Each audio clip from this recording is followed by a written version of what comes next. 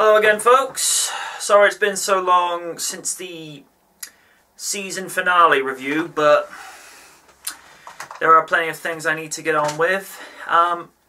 Just saw the Brains' guide to each individual Thunderbird, and I like the fact that ITV Studios kind of basically just did what I had been doing with Before the Storm, with all the facts and figures, but they did it in such a condensed format that you got everything you needed in detail about each individual craft, what the strengths and weaknesses are. Well, not so much weaknesses, just basically talked about all the important aspects of each Thunderbird, and it was all done within 30 seconds or less, and in such, like I say, decent visual detail, where you have exploded views of how you could actually break down each component and various other necessary capabilities and technologies that each craft had, that you sort of look and think, yeah, okay, I get that, you know, that makes total sense why it would work like that. Now, one thing that a lot of you have been requesting is the review of Volume 1 of Thunderbirds Are Go on DVD, which I have here in my hands. Now, I know a lot of people have been saying, why haven't we had this first volume on Blu-ray or in 4K HD? Now, we know Thunderbirds Are Go was filmed in high quality 4K HD. I will simply state this: let's just wait until Season 1, when the dust has finally settled on it, and let's just see if ITV Studios will release the complete Season 1 on Blu-ray, because they've only got so many things that they can get through, so let's just be patient. I think this will see the light of day on HD. I know you can get this on HD on iTunes specifically, but I personally prefer to have things like this on DVD or home release, because it's basically saying you physically own this. You have the right to actually hold this in your hands and say, this is mine. End of discussion. Now, I'm going to get into what I think about.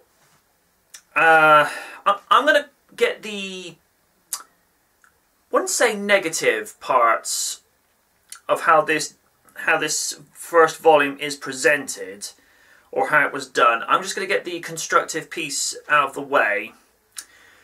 It could have done with some extra features on this, because basically the only additional features you have, other than chapter selection and audio setup, there's nothing. There's no making of, there's no behind the scenes, but they might be saving that for the complete Season 1 release.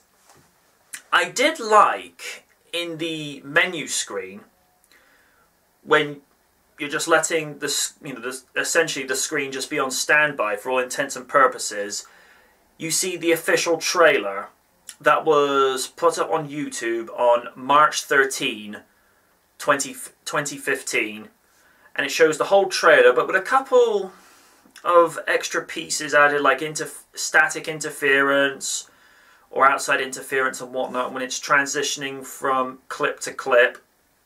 And I thought that was a nice touch, rather than just be like a menu screen with stationary pictures, nothing moving and whatnot.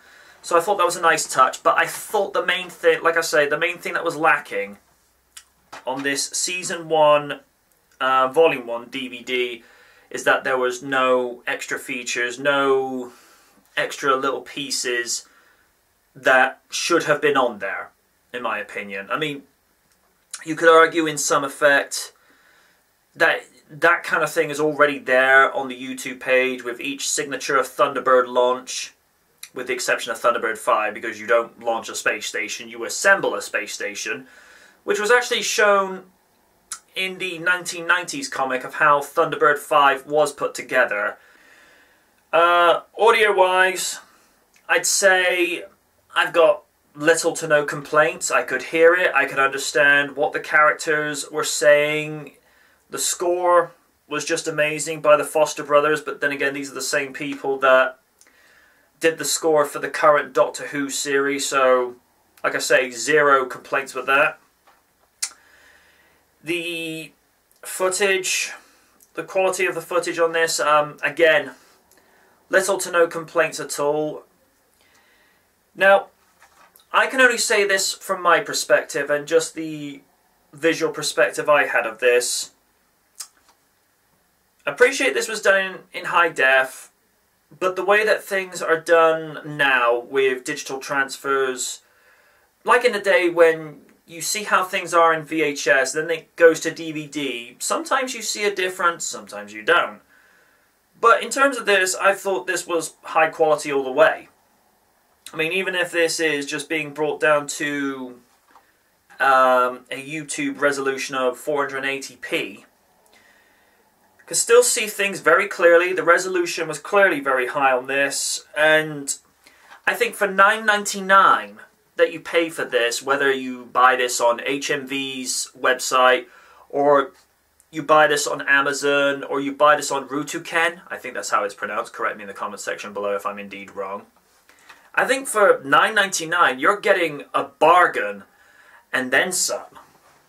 I found it, now when I say convenient, I don't mean this in a sarcastic way of thinking of any kind. I just found it was very convenient that this was released on DVD no less than 2 days after the mid-season finale had aired. In the middle of June 2015 this year. Not that I'm complaining. Well, it means for one thing I can clear out my DVD recorder hard drive and make space for other things. But glad to see this finally get a DVD release. Some people have said, you know, why not just do the iTunes downloads?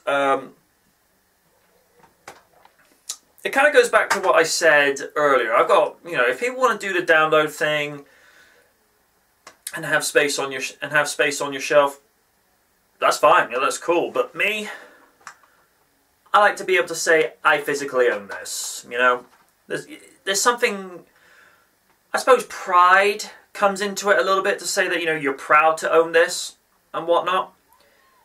But like I said, there's something physically, there's something satisfying about saying that you have this physically. It's not just taking up digital space on your computer, laptop or tablet or what have you. So if I was to give overall grade, I'd say audio gets a straight 10 because it's pretty difficult to mess up audio quality these days.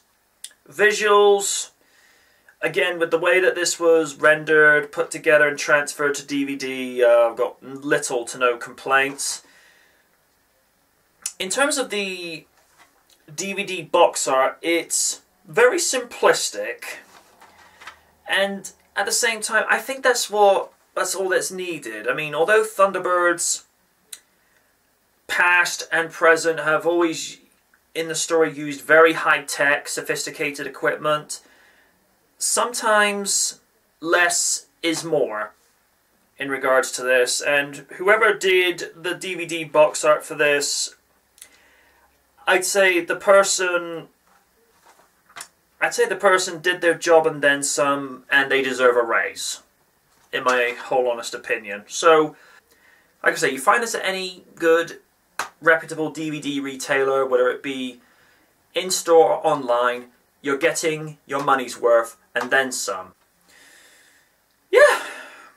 Sorry it's taken so long to get this one done. Apologies for the inconvenience. And yeah, seriously, if you're a Thunderbirds fan, whether if you love the original and you love this one, this will sit very proudly on your shelf. Until then, good night from the night.